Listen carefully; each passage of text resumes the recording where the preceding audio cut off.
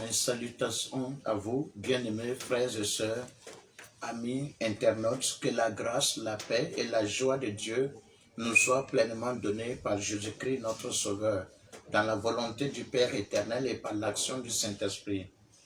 Nous sommes à notre rendez-vous hebdomadaire. Chaque semaine, nous décidons, selon que le Saint-Esprit nous l'a ordonné, de nous rencontrer les jeudis. Et je suis heureux encore de ce nouveau rendez-vous.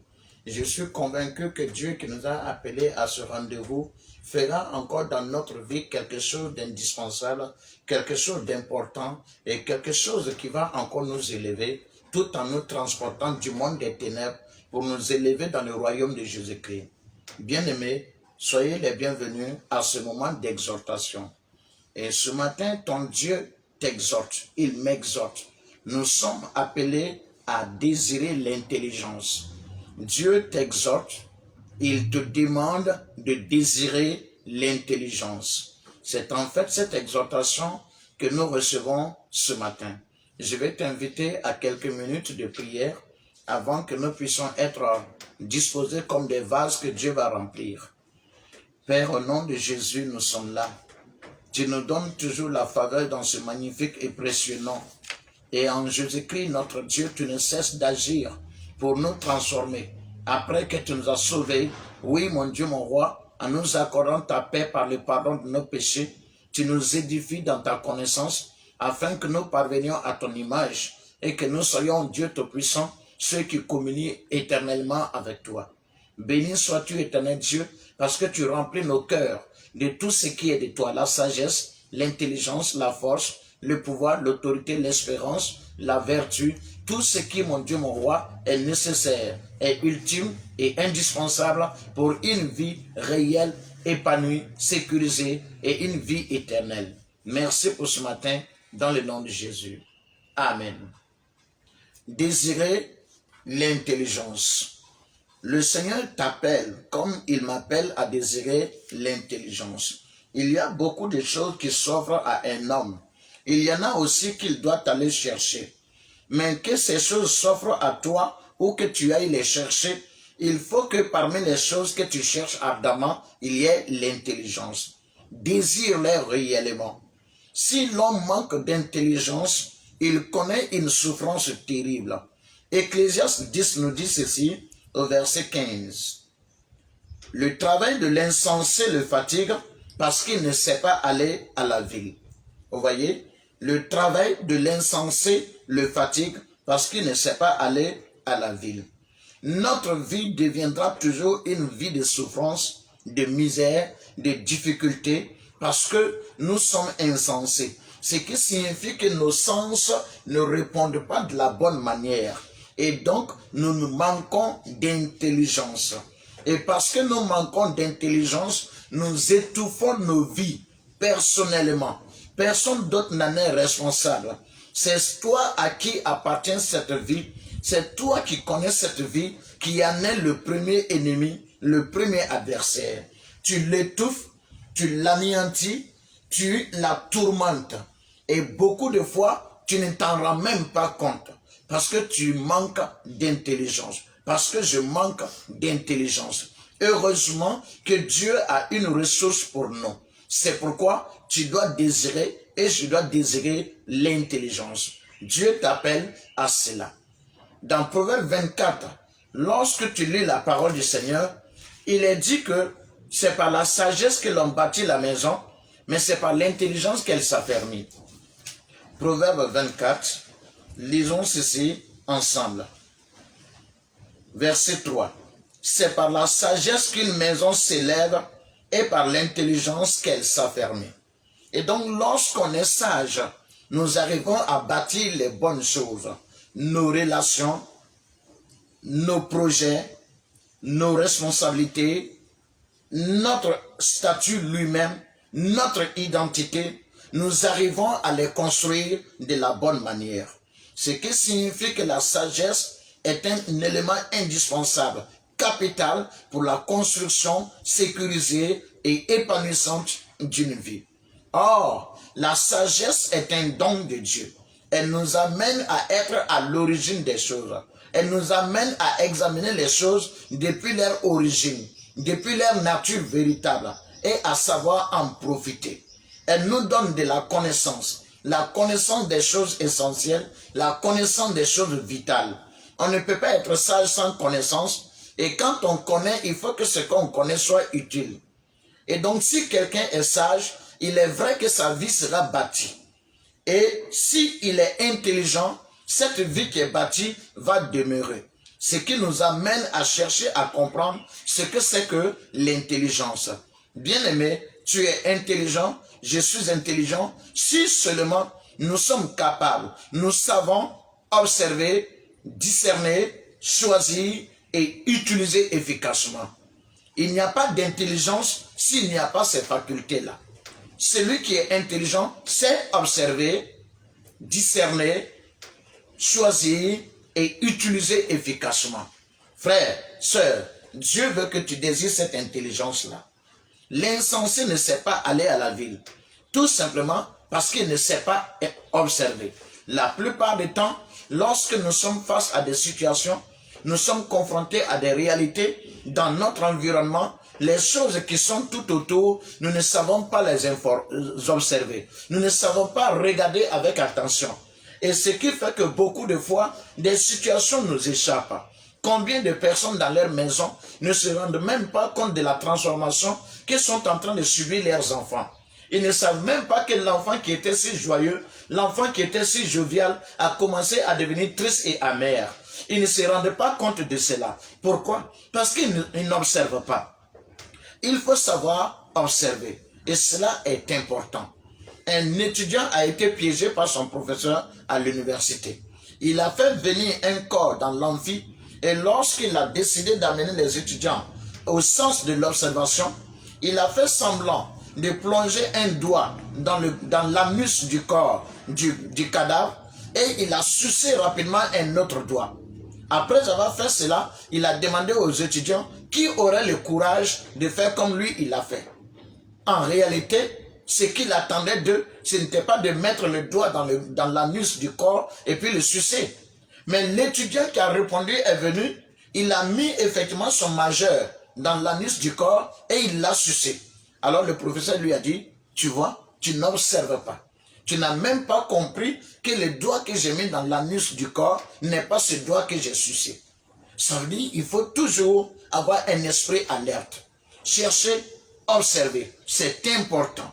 Mais celui qui observe doit discerner. Ce qui signifie qu'il doit faire la distinction entre les choses. Vous savez, si vous ne savez pas faire la différence entre les choses, vous ne saurez pas véritablement choisir. Vous ne serez pas décidé. Et si les décisions ne sont pas prises, il n'y a pas non plus de responsabilité.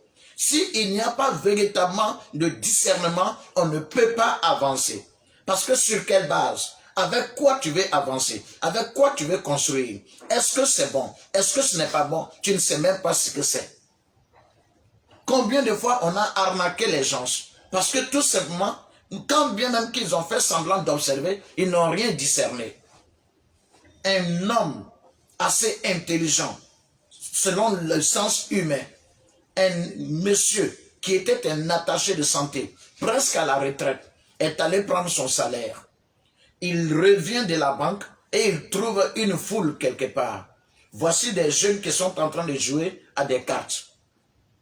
Il s'arrête là et les jeunes commencent à jouer d'abord aux cartes. Ensuite, ils commencent à faire des petits tours de magie qui peuvent souvent hypnotiser, donner ceci, cela aux gens. Et c'est comme si certaines personnes venaient jouer et gagner. Lui, il n'a vu que ces autres jeunes-là qui venaient jouer et gagner. Il n'a pas pu discerner la relation qui se trouve entre ces jeunes et ceux qui sont en train d'organiser le jeu. Il est allé s'engager là-dedans. Et quand il a commencé, ils ont commencé à lui dire d'envoyer une somme. Quand il a envoyé cette somme, ils ont encore ajouté d'envoyer une autre somme. Vous voyez que cet homme n'a pas pu discerner ce qui se déroulait. Il a encore donné jusqu'à ce que son salaire soit totalement dépensé dans ce jeu-là. Et quand il a fini de dépenser ce jeu, on lui demande encore d'envoyer de l'argent. Il se retourne, il fait connaissance sur place et il prend crédit. il ajoute à son salaire pour donner. Maintenant, on lui dit tout simplement de coller les deux mains et de commencer à danser tout en tournant. Et lorsqu'il sera en train de faire cela, il devra chanter ainsi en gula. Ça veut dire que personne ne m'a appelé ici. Je suis venu de moi-même. Alors pour un homme qui chante de cette manière, il devrait déjà discerner qu'on le place lui-même face à sa responsabilité. Que ce qui va arriver, c'est lui qui l'aura choisi. Mais le vieil homme n'a pas pu discerner cela. Alors jusqu'à ce qu'on lui dise de souffler dans sa paume. Quand il a soufflé, on lui déclare qu'il a perdu. Il a voulu réagir. La question qu'on lui a posée, qu'est-ce que tu as chanté toi-même tout de suite? Personne ne t'a appelé ici. Tu t'es invité et tu es venu de toi-même. Vous voyez, la plupart du temps, notre vie est piégée. Elle est bloquée. Elle est tourmentée parce que nous n'avons jamais su discerner. Nous n'avons pas fait la part des choses. Nous n'avons pas regardé et considéré ce qui est utile et ce qui n'est pas. Nous n'avons pas su faire des priorités. Il n'y a pas eu un ordre dans notre vie. Nous avons toujours choisi ce qui est venu facilement à nous. Nous nous sommes laissés aller à ce à quoi nous avons été directement confrontés. Mais nous n'avons discerné rien et nous n'avons pas fait de choix. C'est ça le problème. Il faut observer, il faut discerner et il faut choisir. On ne peut pas faire deux choses contraires en même temps. On ne peut pas avoir le même objectif avec deux armes contraires. Ce n'est pas possible.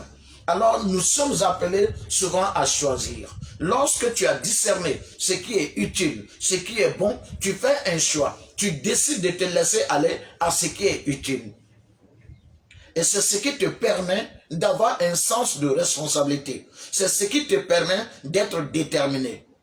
Il est dit dans Job, je crois, au verset 22, au chapitre 22, le verset 26, il est dit, à tes résolutions répondra le succès. Sur ton sentier brillera la lumière. C'est-à-dire à tes résolutions, selon ta détermination, selon ton engagement. Mais tu ne peux pas t'engager là où tu n'as pas fait de choix. Quand tu te maries à quelqu'un, tu le choisis. Tu l'as choisi. Ce qui signifie que, après avoir tout observé, après avoir tout discerné, après avoir reçu toutes les informations sur la personne, tu choisis la personne. Et ainsi donc, tu décides que quoi qu'il advienne, ce serait pour toi. Parce que tu es responsable de ce choix. Tu t'investis donc pour que cela réussisse. Il en est ainsi de chacun de nous. Nous devons choisir dans notre vie. Quand Jésus parle de liberté, il parle aussi de cette possibilité pour chaque homme de choisir.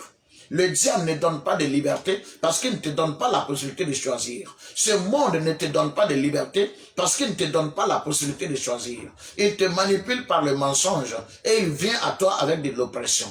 Mais Jésus veut que tu aies les informations réelles devant toi et qu'à partir de là, tu fasses ton choix. Et que ces choix maintenant t'amènent à de l'utilité, l'efficacité de l'utilisation de ton choix. Il faut savoir ce que j'ai discerné là. Comment est-ce que je peux l'utiliser pour que ça soit véritablement efficace, que ça m'apporte les résultats que j'espère. Combien de personnes y pensent? Nos responsabilités montrent que nous sommes médiocres. Les actions que nous menons sont médiocres. Nos résultats sont médiocres. Nos efforts ne nous conduisent à rien. Parce que la plupart du temps, nous n'avons pas choisi la bonne manière d'utiliser ces choses-là. Il n'y a pas d'efficacité dans l'utilisation de ce que nous avons choisi. Frères, sœurs, Dieu veut que tu sois intelligent. Désire donc l'intelligence. Un homme a été intelligent au point de marquer spécialement le Seigneur Jésus-Christ. Dans Matthieu chapitre 8, nous lisons ceci au verset 5. Comme Jésus entrait dans Capernaum, un centenier l'aborda, le priant et disant, « Seigneur, mon serviteur est couché à la maison, atteint de paralysie et souffrant beaucoup. » Jésus lui dit, « J'irai et je le guérirai. » Le centenier répondit, « Seigneur, je ne suis pas digne que tu entres sous mon toit, mais dis seulement un mot et mon serviteur sera guéri. Car moi qui suis soumis à des supérieurs, j'ai des soldats sous mes ordres. Et je dis à l'un, va et il va. À l'autre, viens et il vient. Et à mon serviteur, fais cela et il le fait. » Après l'avoir entendu, Jésus fut dans l'étonnement et il dit à ceux qui le suivaient, « Je vous le dis en vérité, même en Israël, je n'ai pas trouvé une aussi grande foi. » Gloire à Dieu. Le Seigneur continue en disant, « Ah, je vous déclare que plusieurs viendront de l'Orient et de l'Occident et seront à table avec Abraham, Isaac et Jacob dans le royaume des cieux. Mais les fils du royaume seront jetés dans les ténèbres du dehors, où il y aura des pleurs et des graissements dedans. » Gloire à Dieu. Voici un centenier, un officier d'armée qui n'était même pas de la race élue. Ça veut dire qu'il n'était pas parmi les Juifs à l'époque où Jésus exerçait ainsi son ministère. Et ici, cet homme a fait preuve d'une telle intelligence spirituelle que le Seigneur Jésus-Christ a été marqué. Certainement, quand il a entendu parler de Jésus, quand il l'a observé dans l'exercice de son ministère, quand il l'a écouté, il a certainement sondé tout ce que Jésus disait. Il a examiné ce que Jésus faisait. Il a fini par comprendre que ça, c'est une présence qui est supérieure à lui, qui est supérieure au naturel. C'est une présence, c'est un être qui est supérieur à tout ce que l'on peut constater et saisir par les sens humains. Il a compris que Jésus est au-delà de tout.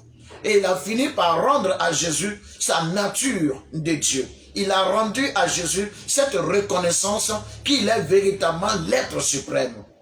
Vous voyez, il a discerné. Et quand il a discerné, il a su choisir. Il n'a pas discuté. C'est pourquoi il est allé vers Jésus. Et il lui a dit, mon serviteur est couché. J'ai besoin, je te demande, je te supplie de me faire cette grâce. Qu'il puisse être guéri. Il est allé selon le discernement qu'il a fait.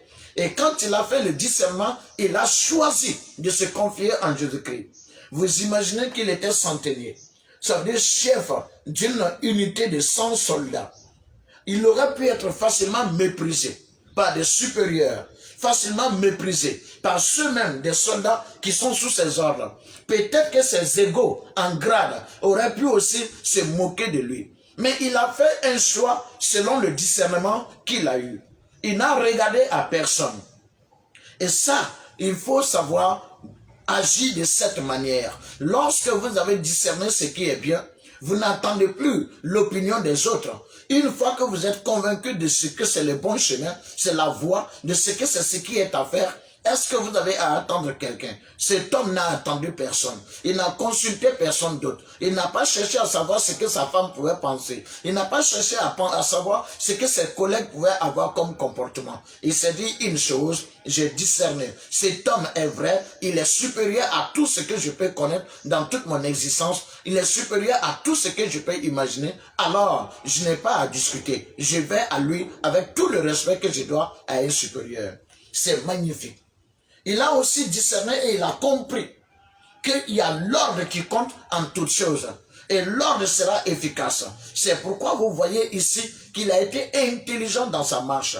Quand bien même que Jésus a accepté de venir dans sa maison pour guérir le malade, c'est une très grande faveur. Il aurait pu simplement conduire Jésus dans sa maison, mais il lui a dit, non Seigneur, ce n'est pas la peine de venir. Parce que tu es tellement grand et moi je ne me sens pas digne. Vous savez, c'était un soldat. Il avait cette intelligence et il a su la mettre à profit. Qu'est-ce qu'il voulait dire par là? En tant qu'être humain, entrer en contact avec quelqu'un comme Jésus, tu ressens automatiquement ta faiblesse. Tu ressens ta culpabilité. Tu ressens ta souillure. Tu ressens ton iniquité. Tu sens que quelque chose ne va pas en toi. Déjà même, tu te fais pitié à toi-même. Et tu sens vraiment que tu as besoin d'être aidé. Alors cet homme a senti et a compris à quel point il n'était rien, contrairement à Jésus qui est si grand. Alors l'approche de Jésus le brisait davantage. Il a simplement dit à Jésus, il suffit que tu donnes un ordre. De même que moi je te ressens, je sais que le mal qui ronge mon serviteur ressent les choses de cette manière. Alors, tu ne peux pas donner un ordre et puis il va résister. Pourquoi? Parce que moi-même, je suis soldat. Il y a des soldats que j'ai sous mes ordres.